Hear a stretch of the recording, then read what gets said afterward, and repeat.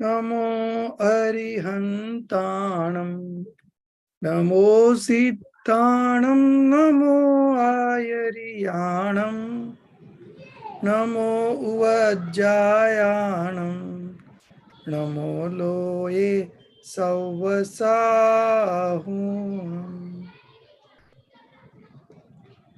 मङ्गलं भगवान् वीरो मङ्गलं गौतमो गणी मङ्गलं कुन्दकुन्दाद्यो जैनधर्मोऽस्तु मङ्गलम् सर्वमङ्गलमाङ्गल्यं सर्वकल्याणकारकं प्रदानं सर्वधर्माणां जैनं जयतु शासनं जैनं जयतु शासनं जैनं जयतु शासनं. So yesterday we studied about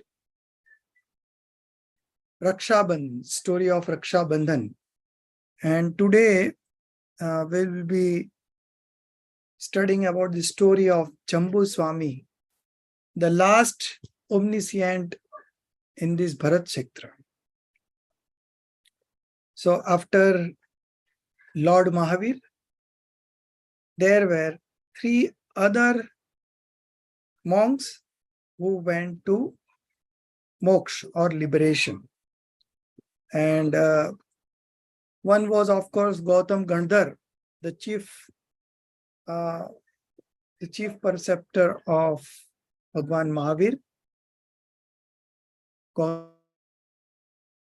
and then his disciple Sudharmacharya, and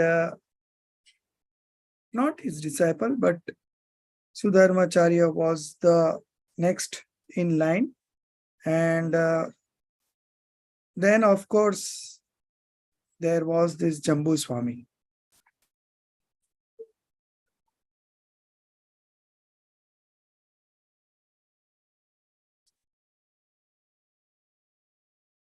So this chapter is taken from the scripture Jambu Swami Charitra, and it is written by Kavivar Pandit Rajmalji Pandey.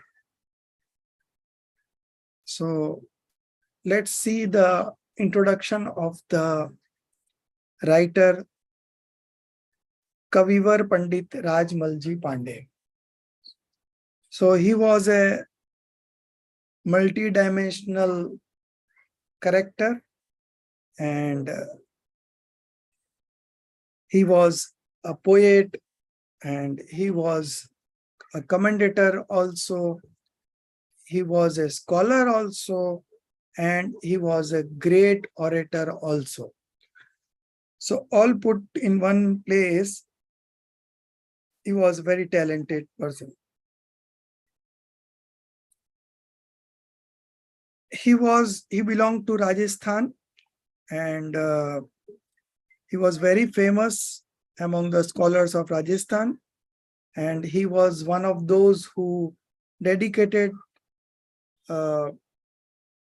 their souls to the pursuit of literature and commensurate with pursuit of the self.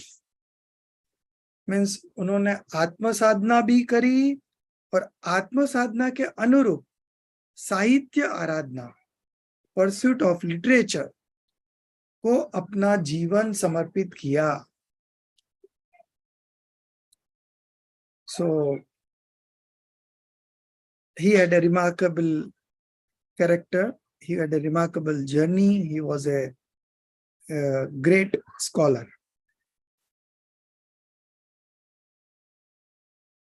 His chief residence was Dhundaha Pradesh. Dhundaha Pradesh. And in that Dhundaha Pradesh, there is Vairat Nagar, and he used to stay there in Vairat Nagar. And his mother tongue was Dhundari Bhasha. He was also very good in Sanskrit and Prakrit language, and he was a great scholar of both of these languages. This Jambu Swami Charitra was written in Sanskrit only. He was there in the 17th century, and he was just before great scholar Banarsi Das ji.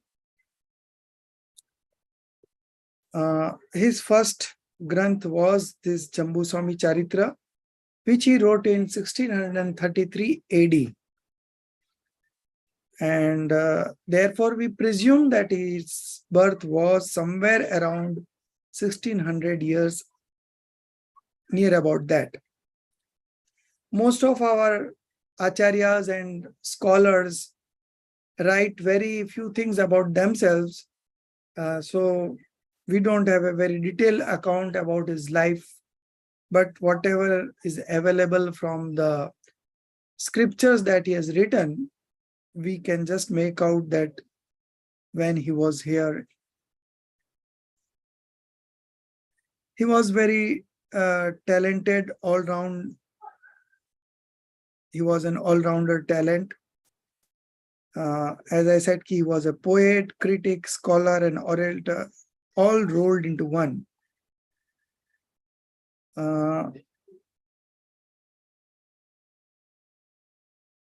In his poetic works, we can find deep spiritual principles.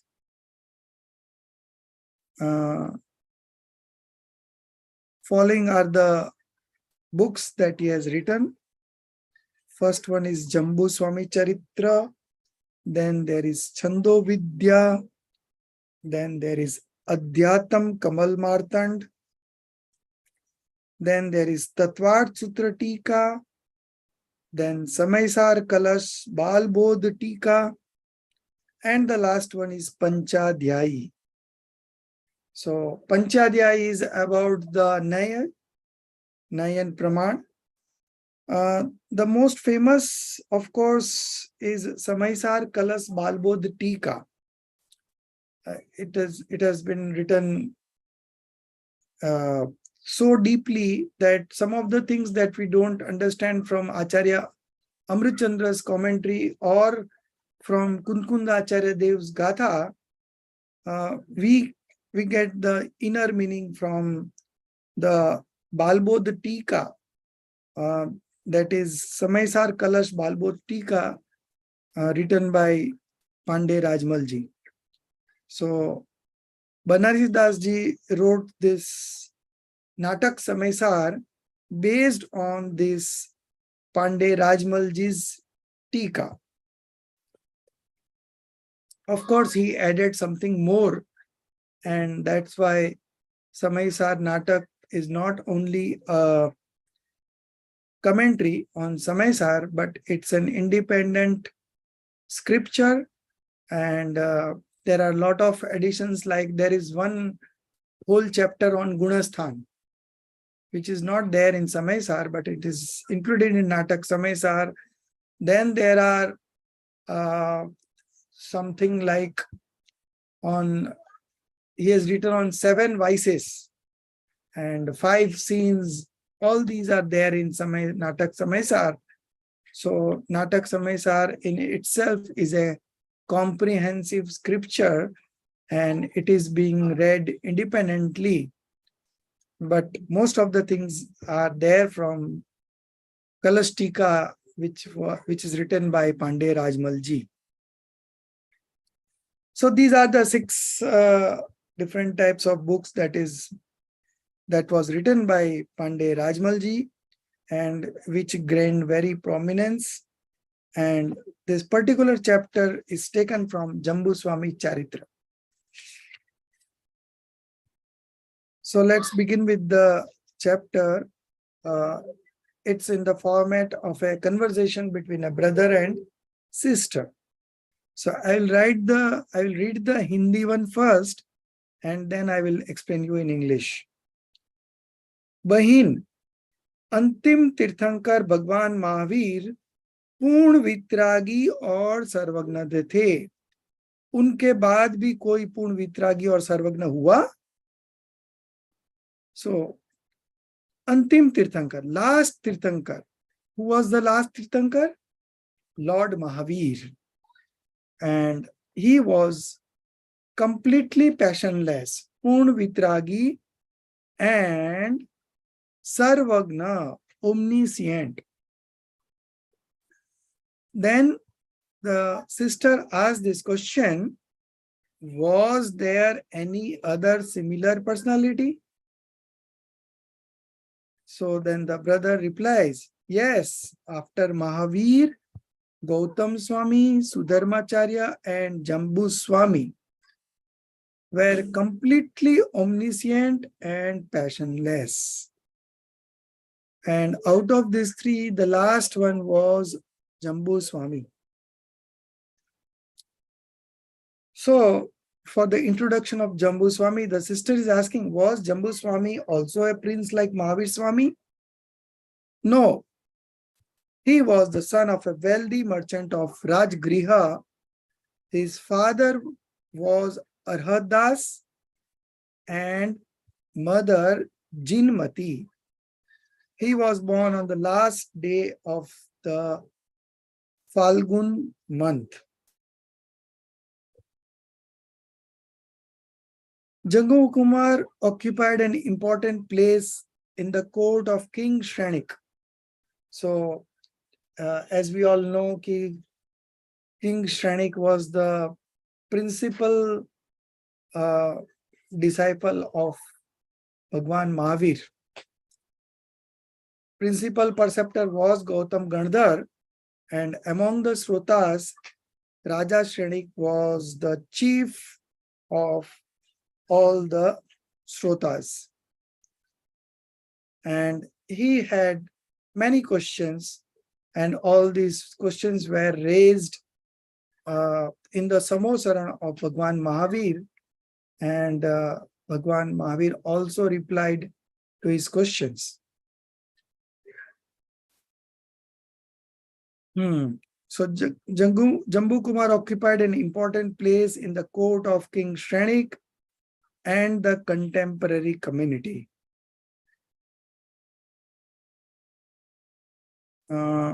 Many wealthy persons of the city wanted to offer their daughters to Jambu Kumar in marriage, and 4 such girls were already engaged to him. But what? But since childhood, he was strongly averse to worldly possessions.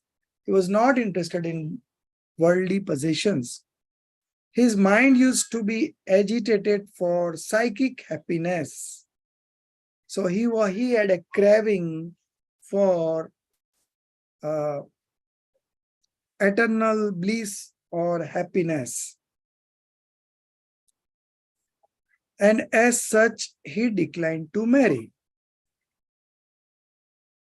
Then the sister asked, declined? Abandoned relations after engagement? Did he not marry? Brother, he wished not to marry at all. But when the girls came about the news that Jambu Swami does not want to marry, they decided to marry only Jambu Swami, or they said, otherwise we will remain bachelor. Then, brother, parents of Jambu Kumar and all the 4 girls requested Jambu Kumar not to refuse to marry. So, Kadis, you are already engaged, so why don't you marry? After marrying, you can always renounce this and take to asceticism.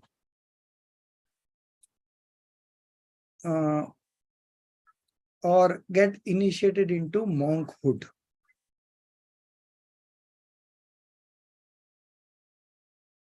So they tried, all the four girls and their parents, they all tried to persuade Jambu Swami to live a married life.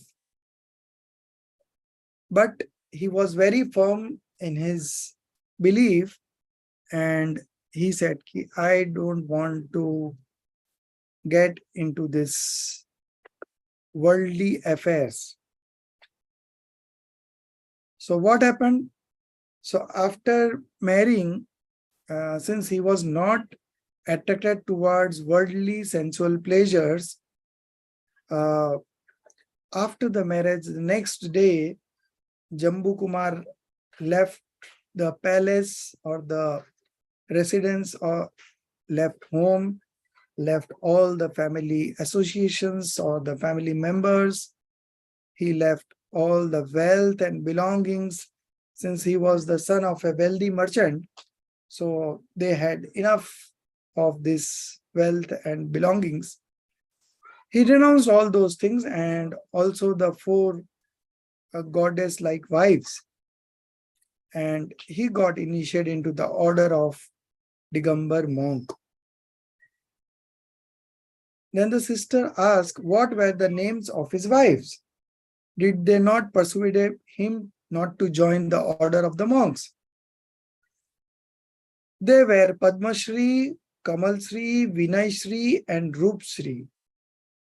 With their passionate gestures and good looks, service, and cleverness, they tried their level best to hold Jambu Kumar at their home only. But they could not influence him, motivate him to remain in the house. Jambu Kumar was very firm and he wanted to renounce all these worldly things, and he wanted to drink deep of the spiritual bliss by self-realization.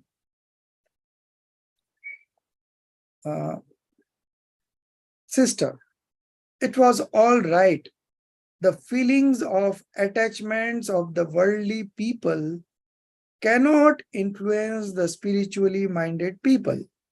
So Jambu Swami was a spiritually minded people, and their parents and the wife and other family members, they could not influence or persuade Jambu Swami. Rays of consciousness, that is Gyan, and asceticism is Vairagya. So rays of consciousness and asceticism are powerful enough to destroy attachments and ignorance. Attachments is Rag and ignorance is Agyan. Brother, you are correct. His consciousness and asceticism. So consciousness is Gyan and asceticism is Vairagya. So Gyan and Vairagya go hand in hand. Under the Gyan, we have right belief and right knowledge. And under Vairagya, we have right conduct. So all these three things, right belief, right knowledge, and right conduct, goes hand in hand. So with the right belief and right knowledge, we have consciousness or the right knowledge, and because of right conduct, we have asceticism.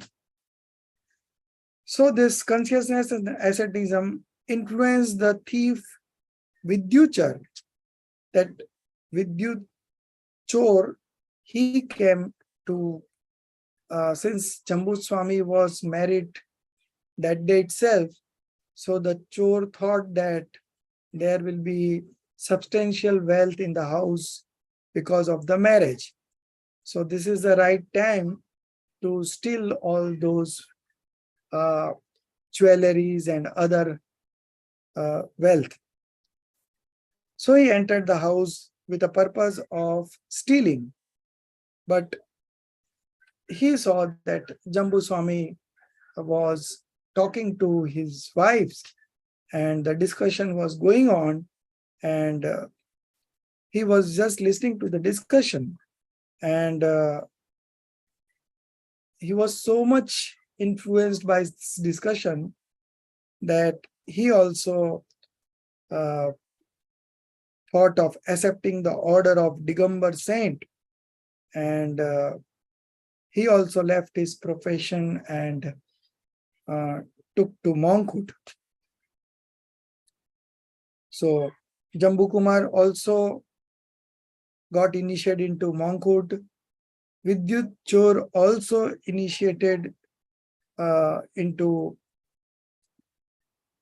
monkhood, and his 4 wives and their parents all renounced this worldly material, and they all got initiated as monks. So the wives got initiated as sea monks, and their father and other male members of the family got initiated into monkhood. So the whole atmosphere was transpired with asceticism. Monk Jambu Kumar engrossed himself deeply in spiritual contemplation. On the 7th day of second half of Magh month, the day when his preceptor Sudharmacharya obtained complete liberation. So Sudharmacharya attained moksha, and on the same day he achieved omniscience. Just like Mahavir Swami attained omniscience Mahavir Swami got liberated in the morning, and on the same day Gautam Gandhar got omniscience. Similarly, the day Sudharmacharya got liberated, the same day Jambu Kumar achieved omniscience.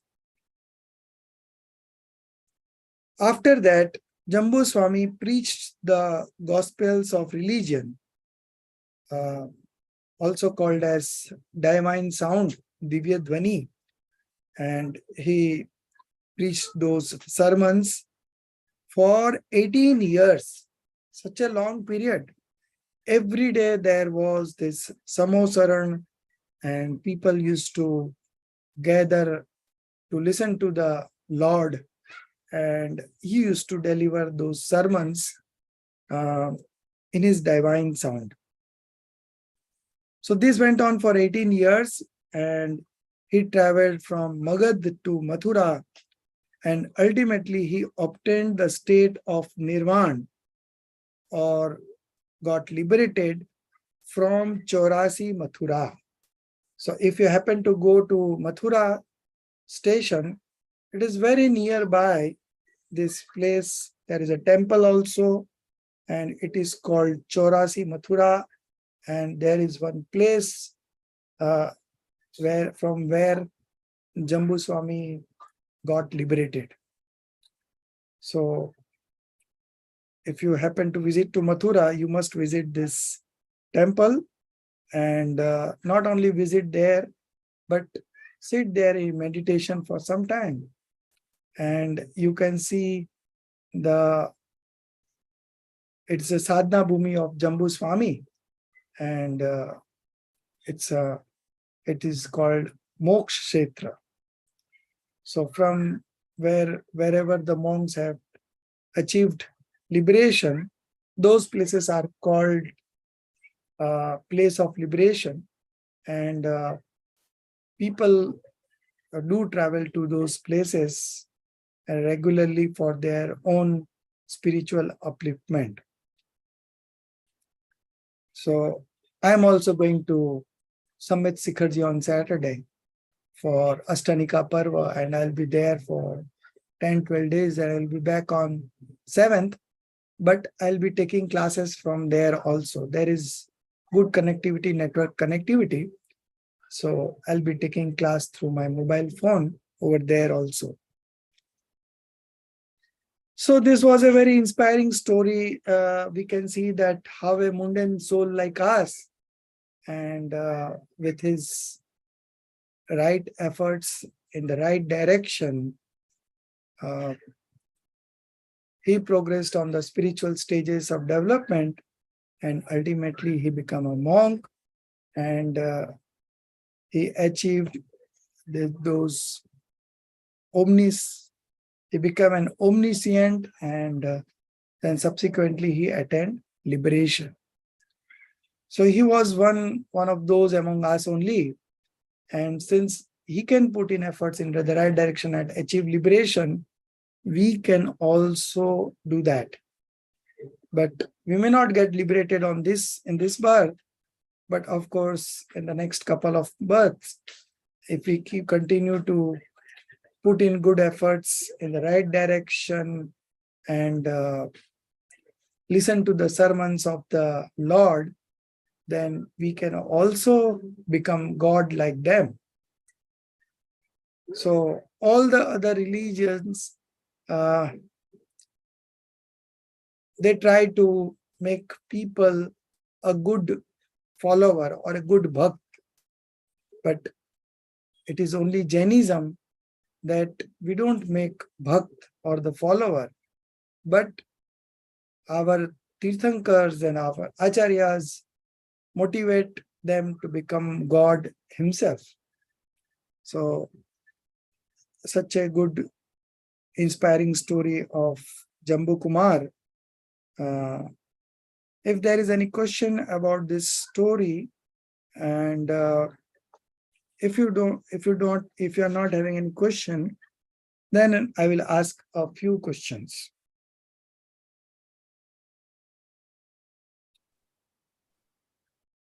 Which line was the most important in the whole chapter? It can be anything, whatever you like the best. He persuaded even a thief Vidyuchor to attain sainthood. Yes, good. Anything else? And also is all the 4 wives. Right. And its parents to achieve monkhood. Good. What? Anyone else? Aditi ji? Same, sir. The Vidyuchor, he inspired Vidyuchor just by even without seeing, without right, just listening. But in those days, people were so simple that in spite of being a thief, he listened to the discussions and he got motivated, and he took to monkhood. So people were very simple, and they were very logical, and they were ready to accept the truth. So that was very surprising about Vidyuchor. But what is the meaning of preceptor? What is the meaning of preceptor? Preceptor. Preceptor is Gandhar, the chief of the congregation of a Tirthankar. So Gandhar is the chief preceptor, and under him there are acharyas, and under acharyas there are sadhus. So this way the whole congregation goes. And Bhagwan Mahavir had 12 preceptors, and Indrabhuti Gautam was the chief of all the preceptors. And it is because of the preceptor that the divine sound comes out. If there are no perceptors, then that sound only doesn't come out, as it happened with Mahavir Swami. Right, sir, Jambu Swami is a Ganadhar of Sudharmacharya. Am I right? Jambu Swami is the Ganadhar of Sudharmacharya. Yeah. Okay. Just like Gautam Gandhar was a preceptor to Bhagwan Mahavir, and the day Okay. Bhagwan Mahavir got liberated, same day Gautam Gandhar achieved omniscience. Yeah. And similarly, Sudharmacharya got liberated the same day Jambu Swami got omniscience. So that was the similarity. The best line that I felt was this line, particular line, रागियों का राग ज्ञानियों को क्या प्रभावित करेगा? The feelings of attachments of the worldly people cannot influence the spiritually minded people. So all those 4 wives and their parents, they were very much after Jambu Swami, and they thought that they will be able to influence him and stop him from taking to monk food. But Jambu Swami was very firm in his belief, and he was not ready to compromise on his principles, and he didn't get influenced with all the efforts put in by their family members. So then the next line, ज्ञान और वैराग्य की किरणें तो अज्ञान और राग को नाश करने में समर्थ होती है. Rays of consciousness and asceticism, Gyan and Vairagya, are powerful enough to destroy attachments and ignorance. So this particular 3-4 lines are very important in this chapter, and we must remember that if we are firm in our commitment, if we are firm in our belief, then nobody can influence us to deviate from our path, and that's all about the right belief. Not only the right belief, but firmness in that right belief. That is very important. Otherwise, small challenges do come up with everyone. Now, recently, if we think of Pandit Ji Sanjeev Koda, then what his family would have been going through around. But in those times, we have to be firm, and we should not lose our patience, or we should not get carried away by the events going along with us, and we should be firm in our belief. So it is very easy to say, but very difficult to put in practice, but it is not impossible. Over a period of time, if you keep on practicing, then it gets embedded in your knowledge, and then subsequently when a situation comes up in your life, then you do get influenced by those things and carry on with your spiritual journey without getting disturbed. So this kind of things, it's all about the practice. So the more you study and the more you contemplate and make decisions on this scriptural knowledge, then the more firm you become. And that is why we need time for our own studies. We have time for everything in life, but not for ourselves. And this is the only thing that is going to come with us. And we never know, okay, how much is my life, you know. And when we took birth on this earth, our death is also fixed. There is nobody on this earth who is going to remain immortal. Everyone is bound by Ayu Karma, and when that karma gets finished or complete, then we have to leave this body and move on to some other place. So the soul does not die, but it changes its body. So now it is in this human body, and depending on our deeds in this life, we get to the next birth. And similarly, the journey goes on, but the soul never dies and soul never gets destroyed. Only there is association and disassociation of bodies. So we need to be very prepared for our death, and death will happen one day. So if you are prepared for that, then at that point of time, you will not remember about your family members or some anxiety going on in your mind that what will happen to this money and what will happen to this my property and what will happen to this my business. Nothing. If you are mentally prepared to get to Samadhi Maran, then definitely you will achieve it. But you have to prepare it in advance. So during the discussion of Samadhi Maran, you have one paper on Samadhi Maran exclusively. There you will learn in detail that the person who is having Samadhi Mai Jivan can only have Samadhi Maran. So if you want to have a Samadhi Maran, make sure that you live a Samadhi Mai Jivan.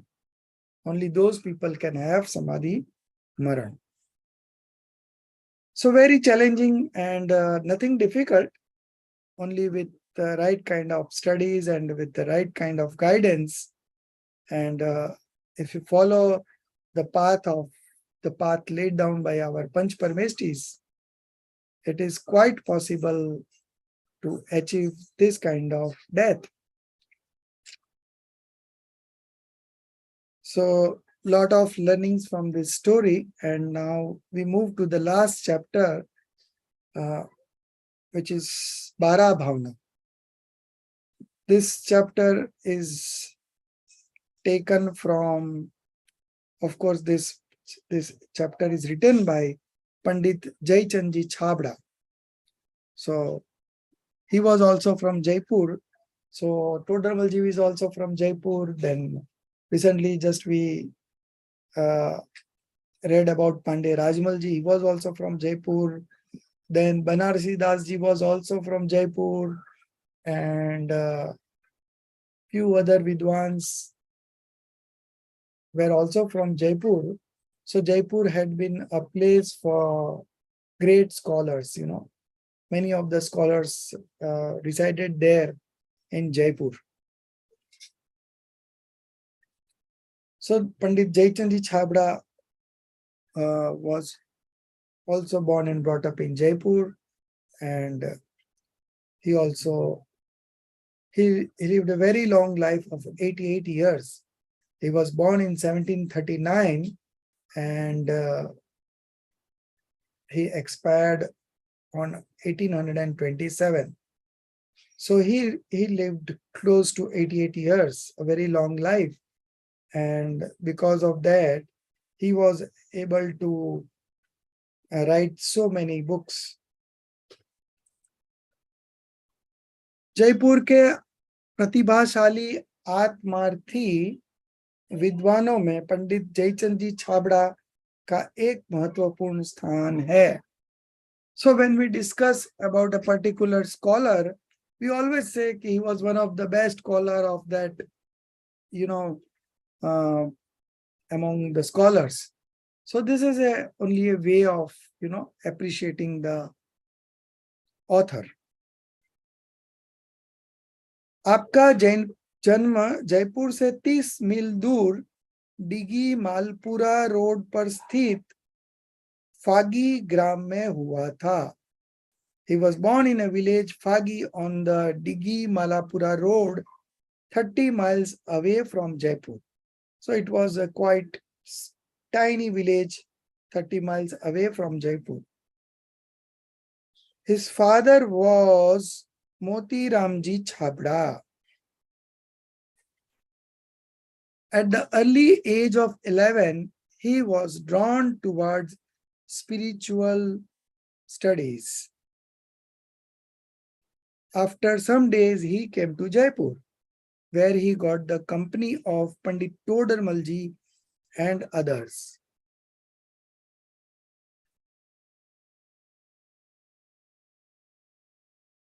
He attained spiritual knowledge in the Terapanth group of Jaipur.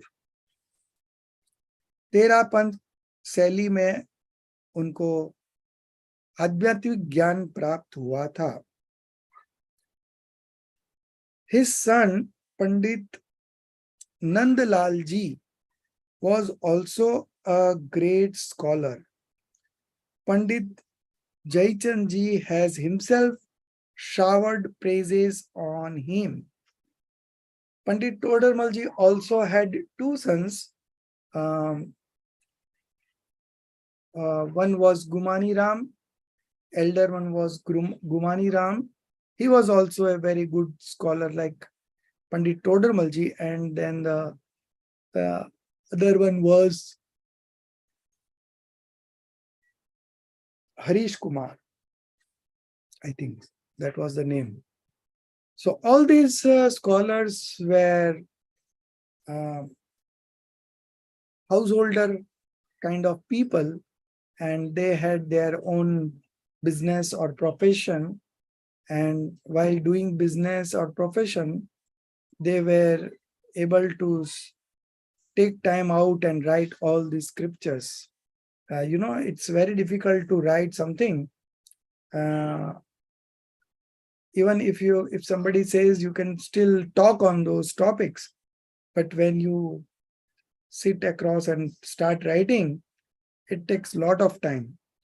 And all these scholars took time out to write all these things because they thought there is no one else whom I can transfer my knowledge. So it is better I write it down, and somebody in the future will come and read those scriptures. And it is our good luck that we have got all these scriptures, something written 2,600 years ago. And Kunkunda Acharya was here 2,000 years ago. And we have got all these scriptures, and because of these scriptures only, we are able to get or acquire this kind of knowledge. So Pandit Nandlal ji was a great scholar. He was son of Pandit Jaichand ji Chabda, and Pandit Jaichand ji Chabda has himself showered praises on him. Pandit Jaichand ji Chabda's work are mostly commentaries which are called Vachanikas also. He has also some original works to his credit. Following are some of his important work. Tattvart Sutra Vachanika. So Pandey Rajmal ji also wrote Tattvart Sutra Vachanika, and Pandit Jaichand ji Chabda.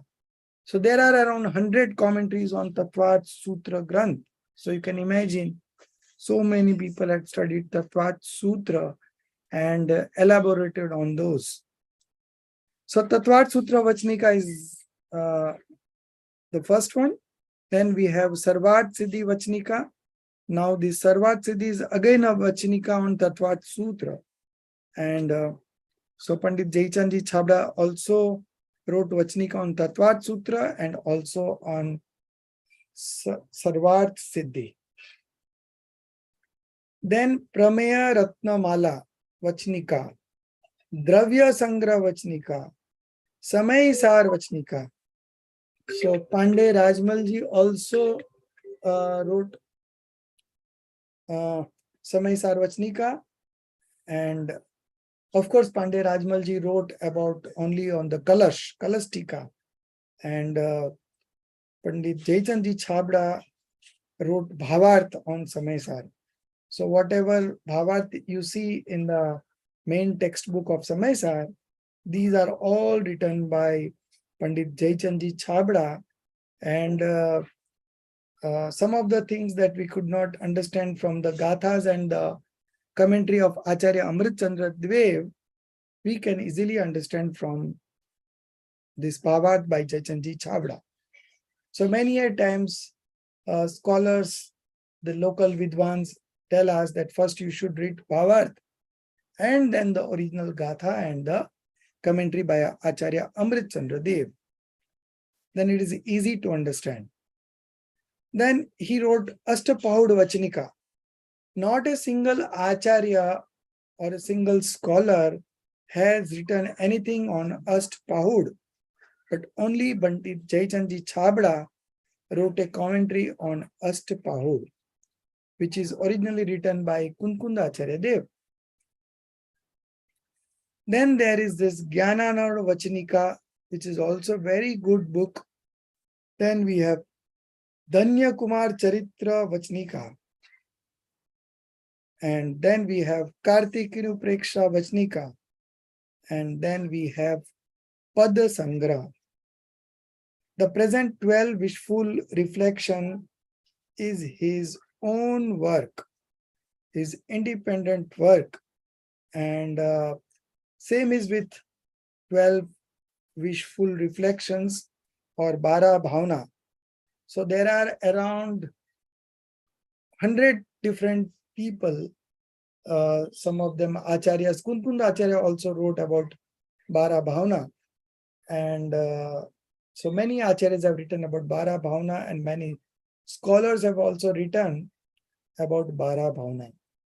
It is one of the favorites of all the monks, and whenever a householder renounces all the things and becomes a monk, the first thing that he do is he does 2 days fasting, and during those 2 days he contemplates about this 12 wishful reflections.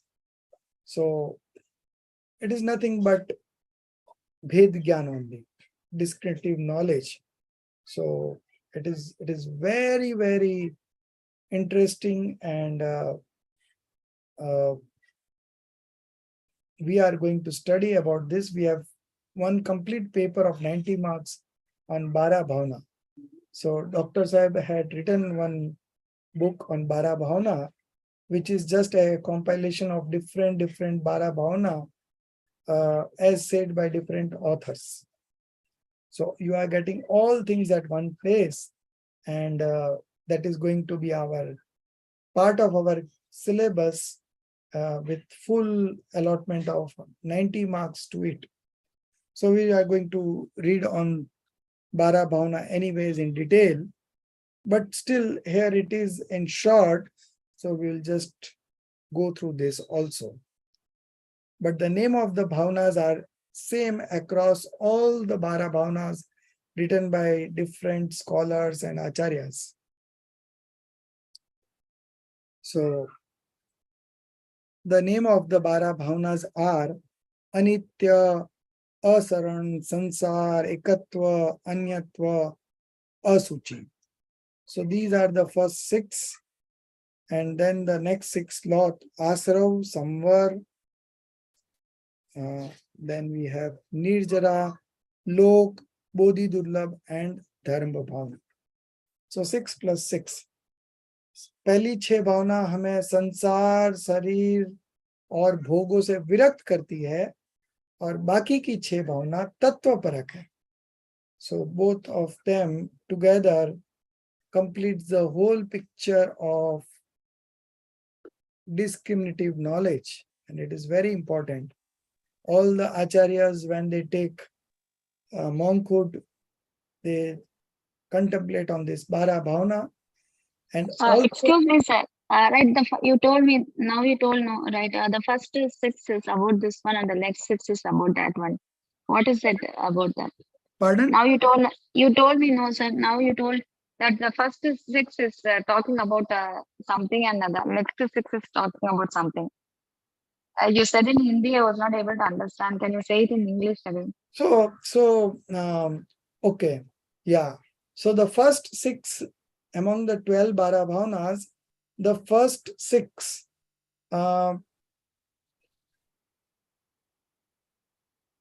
creates a feeling of asceticism among the listeners.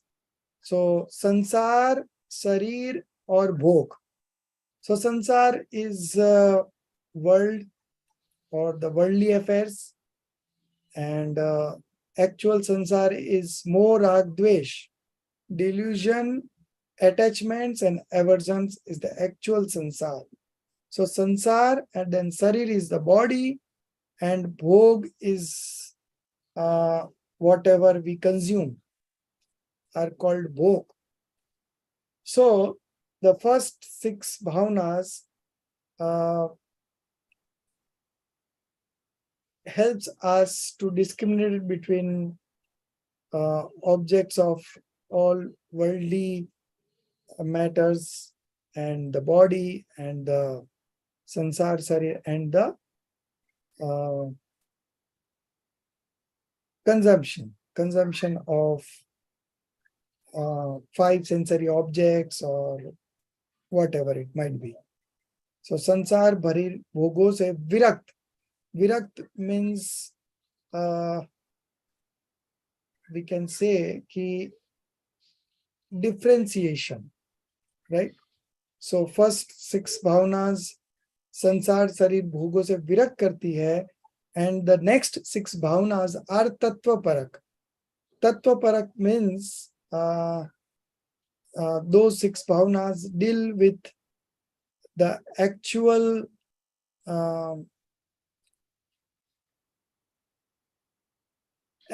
explanation about the elements, about the 7 tattva. So first 6 includes jiva jiv, and the next 6 elaborates about asrav, bandh, samvar, nirjara, moksha. So in this bara bhavna, again we come back to this 7 sat tattva. So 7 sat tattva is very important because it leads to samyak darshan. If you understand properly about the 7 tattvas or the 7 elements, elementary fundamentals, then you achieve self-realization.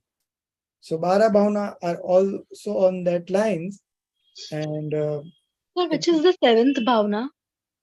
7th is Asrav Bhavana. After that, sir? After that, Samvar, then Nirjara, then Lok, Bodhi, Durlabh, and Dharma. It will come in the same sequence, so we'll do it one by one.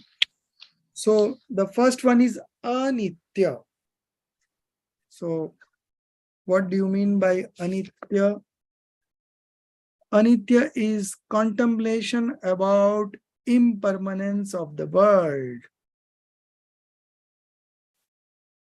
So you want to write down the name, you can write out, because of course there are names given here. Transitoriness. Yeah. Transitoriness is given as Anitya. So first we read the Hindi lines and then the English explanation. Dravya roop kari sarvathir par jai thi rahe kaun, द्रव्य दृष्टि पालको पर जय नय करी गौण. So first bhavna is Anitya Bhavna. Anitya Bhavna states that if you look at from the substance point of view, then the whole universe is still or constant. And if you look it from the manifestation point of view, nothing is constant. So there are 2 viewpoints. One is from the substance point of view, that is called Dravya Drashti, and the other is modification point of view. So from the substance point of view, all the world is constant, all the universe, the whole universe is constant. There is no movement.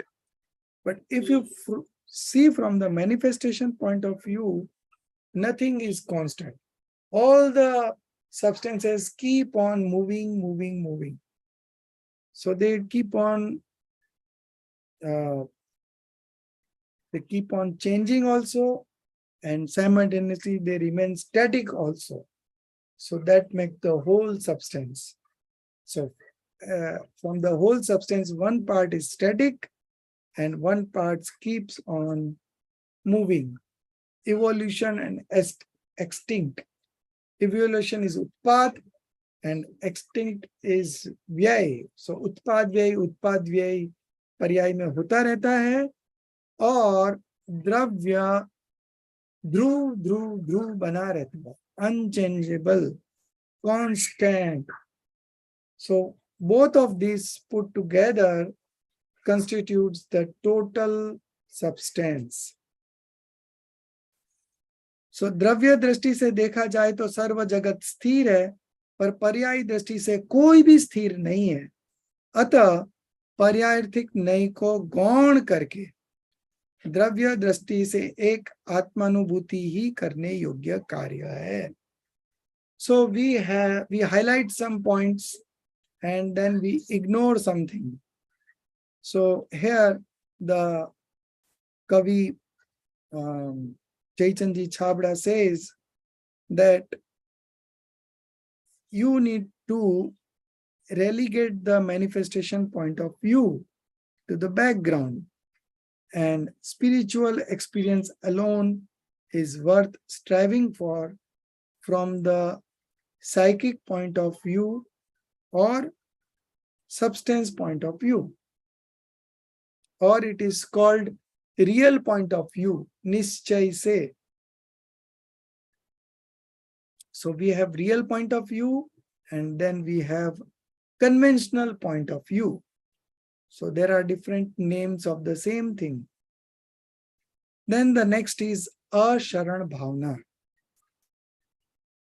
Shuddhatam arupanch guru जग में सरनो दोय मो उदय जिय के वृथा आन कल्पना होय। इस विश्व में दो ही शरण है, शुद्धात्म और पंच गुरु. Either your own soul, pure soul is worth taking refuge, और द पंच परमेष्ठीज, पंच गुरु. सो इस विश्व में दो ही शरण है, निश्चय से तो निज शुद्धात्मा ही शरण है और व्यवहार से पंच परमेष्ठी. पर मोह के कारण यह जीव अन्य पदार्थों को शरण मानता है. Forlornness, no one can provide protection. There are only two shelters in the world. From the spiritual point of view, our own pure soul is our refuge, and from external point of view, the five parmesties are our refuge. This creature, due to delusion, regards other objects as his refuge. So there is no way that you can take refuge in any other objects apart from your own soul, but due to delusion, this creature regards other objects as his refuge. But it never happens, and this soul keep on experiencing misery. So this was about the second Bara Bhavana. So we had first one as Anitya and then Asharan. Now our time is over, so we will continue this from next Tuesday, on next Tuesday at our same time, 9:15 to 10:15, and again on Wednesday 9 to 10. So of course we'll be finishing this Bara Bhavana, and once finish this Bara Bhavana, I'll be giving you some oral homework. One is Gandhar Mulyankan and the other one is Viva.